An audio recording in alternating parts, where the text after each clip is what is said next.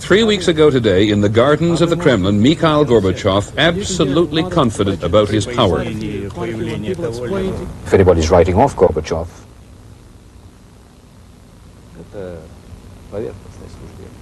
that's a superficial judgment. Today, there are tanks in the streets of Moscow, and Mr. Gorbachev is gone. From ABC, this is a special edition of World News Tonight with Peter Jennings. Good evening. We begin, of course, with the shock that was not a complete surprise. The coup in the Soviet Union has been on the minds of many Soviets for many weeks. There's a lot we know tonight and still a lot we do not know. It is widely believed that the head of the KGB, the defense minister, the minister of the interior, the prime minister, plus Mr. Gorbachev's own vice president have been planning the coup for weeks, if not months. The Gang of Five, they will surely be called by many Soviets. Tonight, even though they have moved to snuff out centers of democracy in various parts of the country, including radio and television stations in the Baltic republics, they are still not in complete control. Boris Yeltsin, the president of the Russian Republic, defies them and has at least a small segment of the military with him. There's been no word from Mr. Gorbachev. Even his specific whereabouts are not known.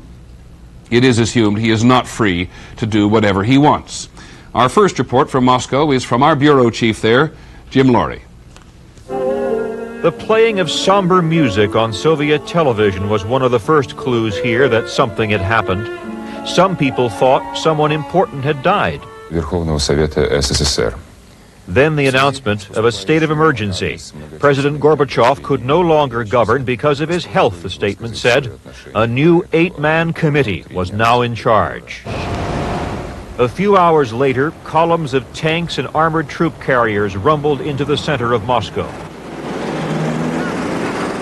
They assumed positions outside the Kremlin and in other strategic locations. People on the streets were stunned.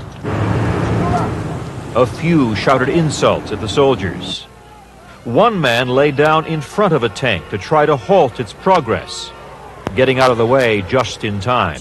Many gathered around tanks, berating the soldiers. Others countered, "We need law and order." One woman shouted angrily, "You are fascists." The head of the National Emergency Committee, Gennady Yanayev, later gave reporters his version of what happened to Gorbachev. I should say that Mikhail Sergeyevich Gorbachev is now on vacation. He is undergoing treatment in the south of the country. He has been very tired. He needs more time to feel better, and I hope he will take office again. Yanayev said economic reforms would continue. He promised pay raises and price cuts, but he also announced a ban on strikes and political demonstrations and strict limits on the Soviet press. It was all too much for Boris Yeltsin. As president of the Russian Federation, he had already mounted a challenge to the coup leaders. He defied orders to evacuate his offices. He stood upon a tank surrounded by supporters. It is a coup by criminals, said Yeltsin. He called for a general strike across Russia. As to Gorbachev, Yeltsin, one-time political adversary, sought his return. They won't let us contact the president at his dacha in the Crimea. I spoke to him on Friday by telephone at his dacha. He was well, in good spirits, resting and working on the upcoming Union Treaty. Tomorrow, Gorbachev and Yeltsin were to have signed a treaty which would have given up substantial Kremlin power to the republics. In response to a Yeltsin call to defend the Russian Federation building, thousands of people took to the streets, defying the ruling committee's decrees, marching past the Kremlin and up toward Yeltsin's headquarters. They built barricades. Bus and truck drivers surrounded the building. Tonight, Yeltsin supporters are maintaining an all-night vigil, with army tanks poised just a few yards away. Other armored units tonight joined Yeltsin's forces, 9 of them moving into position around the building. What appears to be developing tonight is a contest for the loyalty of the military, a contest between Boris Yeltsin and the Emergency Committee. There are troops loyal to both sides around the building where Yeltsin is spending the night. Peter? Jim, much of what we've heard today is from Moscow itself. What are you picking up from elsewhere in the country? Well, we know for one thing that a number of the Republican leaders simply do not want to surrender their authority to this committee. Of course, the most critical situation is in the Baltics, where The troops loyal to the Interior Ministry have moved in hard against all communications facilities, particularly in Kaunas in Lithuania and in Riga, the capital of Latvia. Okay, Jim Laurie in Moscow, thanks very much. Also reports tonight that the miners are beginning to go out on strike. A closer look now at the men who have taken control in the Soviet Union, and we are reminded again that what you see is not always what you get. For example, it's widely believed that the acting president, Gennady Yanayev, is merely a figurehead for the more powerful leaders of the KGB and the army who planned and mounted the coup. Ironically, Mr. Yanayev was at first rejected as vice president by the Congress of People's Deputies until Mikhail Gorbachev said, and this is the quote, "I want someone alongside me I can trust." ABC Sheila Kast is in Moscow. Before he was elected vice president last December, Gennady Yanayev had spent decades as a party bureaucrat. I am a communist to the depths of my soul. The conventional wisdom is that Yanayev is just a figurehead, with others on the committee calling the shots. Prime Minister Valentin Pavlov. Earlier this year, he charged that the West, especially the CIA, is responsible for the Soviet Union's economic collapse. Defense Minister Dmitry Yazov. Last year, he defended using troops to keep peace in Armenia and Azerbaijan. Interior Minister Boris Pugo. His Black Beret Special Forces carried out the crackdown in the Baltics last January. KGB Chief Vladimir Krichkov. He's been struggling to preserve the agency's hold on society while trying to polish its image. The men who ousted Gorbachev today have all publicly supported him in the past. All the key ministers are all pulling together as a single team. The team of Perestroika, President Gorbachev's team. And there are no grounds for any other interpretation. But all have made it clear they distrust the West and market economic forces, and their frustration has grown in recent weeks.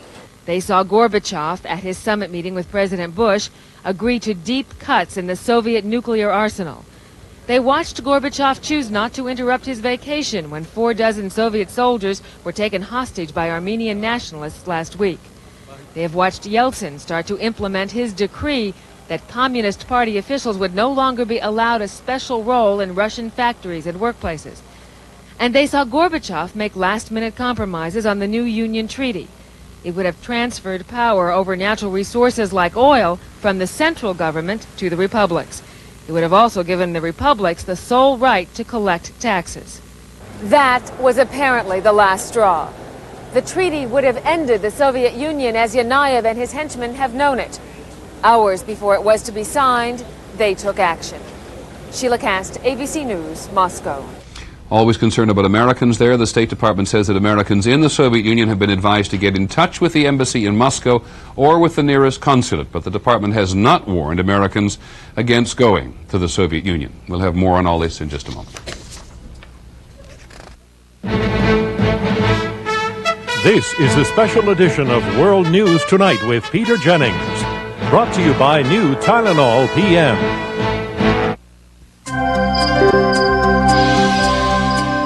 Because some aches and pains don't go away when the lights go out, we've created new Tylenol PM, specially formulated with extra strength Tylenol pain reliever for those aches and pains that can keep you up at night.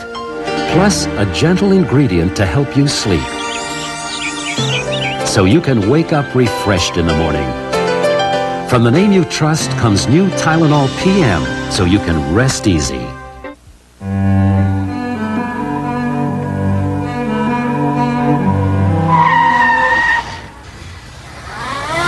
Oh, look, they're rolling back the prices on all the new 91 Legacy models. Now during Subaru Super Savings Days, get $1,200 in customer cash on any new 91 Legacy. And with additional factory-to-dealer incentives, you could save hundreds more. Subaru Super Savings Days. Sounds like forward thinking to me.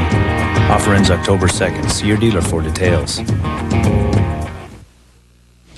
Well, news of this coup came as a shock to officials in the Bush administration. Many of them got the word at Mr. Bush's vacation home in Kennebunkport, Maine. And that prompted a hasty change in the president's vacation plans. Here's our White House correspondent, Britt Hume. The president bounded up the steps of Air Force One in the driving rain of Hurricane Bob, making an unexpected return to Washington to deal with the even more unexpected developments in Moscow. As he had told reporters earlier at his vacation compound, however, it was a turn of events he and his advisors had long feared. One of the reasons that we have conducted our policy the way we have is to encourage reform and democracy. And I've said over and over again that we did not want to see a coup backed by the KGB and the military, and apparently that is what is underway. The president, who knows the new Soviet leader Yanayev, indeed was greeted by him at the Moscow airport 3 weeks ago, held out some hope the events of last night might yet not prove disastrous. I think it's also important to know that coups can fail. They can take over at first, and then they run up against the will of the people. So it's too early to say, but let's hope that Yanayev, when he made his statement, was speaking from conviction. His statement being that this will not mean setting back, as I understand it, setting back reform and commitment to go forward. The president said there isn't much the U.S. can do, but he was in the process of contacting the leaders of all 7 major industrial nations, who only last month received Gorbachev at their economic summit. Mr. Bush suggested the help announced there for the Soviet economy for now is off. There's a lot at stake in all of this, and certainly I wouldn't go forward with aid or assistance when you have this kind of extra-constitutional action taken by a handful of people backed up by the military there. Later, aboard Air Force One, National Security Advisor Scowcroft emphasized this is not an international military emergency, but an internal Soviet problem. It's not up to the United States. The Soviet Union is going to have to work it out for itself. Scowcroft was asked about criticism already being heard that the administration was caught off guard last night. He replied somewhat acidly that Gorbachev was too. Yes, came the answer, but they, the coup plotters, wouldn't tell him. Well, said Scowcroft even more acidly, presumably they wouldn't tell us either. Peter? Rich, just in the short while since you compiled that report, there's been another statement from the White House. Bring us up to date, would you? Well, the president put out a written statement this afternoon, Peter, in which some of the language is a bit firmer than what we had heard from him earlier. He speaks of condemning the unconstitutional resort to force. He calls it a misguided and illegitimate effort. He supports Boris Yeltsin's specific call for the restoration of democracy, the elected organs of power, as they are called, and for the restoration of the office of Mr. Gorbachev. He sets forth a series of principles which he said will guide his policy. A couple of them are of note: no action that might tend to give legitimacy to the coup, and no economic assistance so long as this persists. Okay, Britt, thanks very much. Joining us now is Robert Legvold, the director of the Harriman Institute at Columbia University, who joins us regularly. Bob, we're all working with fairly limited information, but given what you know and what you think, is it over? No, I think it's just beginning, because the key question is whether this kind of coup d'etat can succeed. The Soviet Union's a very different place from what it was in 1964, the last time they tried to do this, and did succeed in ousting Khrushchev. Here's the tough one, I suspect, for the coup leaders itself. Given the freedom that Mr. Gorbachev has given the Soviet people, can a right-wing clique make the Soviet people passive again? I don't think it can make the Soviet public passive again. It can shut down the media. It can perhaps throttle politicians like Yeltsin and the others, although even that remains to be seen. But the key question is, can they make the people, can they make the public do what they need to in order to get this country moving again? If they can't, then they have failed. We have always heard the rumors about Mr. Gorbachev's overthrow. We've heard them intensely in the last week. We've also believed he was a master politician. Was he too arrogant to pay attention, do you think? I don't think so. As a matter of fact, this whole question of surprise for Western intelligence sources, for Soviet leaders like Gorbachev, I think is a little misplaced. In fact, anybody who is following developments closely in the Soviet Union had every reason to believe that the likelihood of this kind of thing was diminishing. The chance for the conservatives had really been 2 or 3 months ago. This was their last moment, and that's one of the reasons why they may have moved. But Gorbachev, I don't think, was unnecessarily arrogant. The interesting thing is that he remained on holiday, presumably because he had no inkling of what was going on around the building. Okay, Bob, like Mr. Khrushchev, he shouldn't have gone on holiday. We'll have more news in just a moment.